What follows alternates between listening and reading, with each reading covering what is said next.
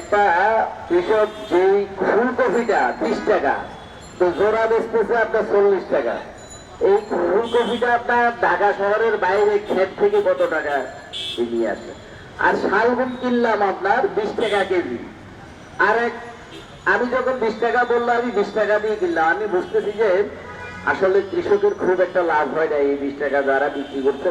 আর customer বলতেছে যে ভাই 10 টাকা হবে না। আমি ওই কাস্টমাররা বললাম যে আপনি না বিনা পয়সা যদি বলতো তাহলে বললো যে আপনি ইয়া করেন, এই বিনা পয়সা শালগমের সাথে আপনার বউটাকে আমাকে দেন, জিনিসটা হবে যে এরকম অবস্থা। আমাদেরও দোষ আছে। বিনা পয়সা যদি বলিতে জিনিস একটা ভাই বিনা পয়সা, তার না বিনা পয়সা যদি দিতে বলছেন আপনার নিশ্চয় আপনার শালগমের ভিতরে কোনো দোষ আছে।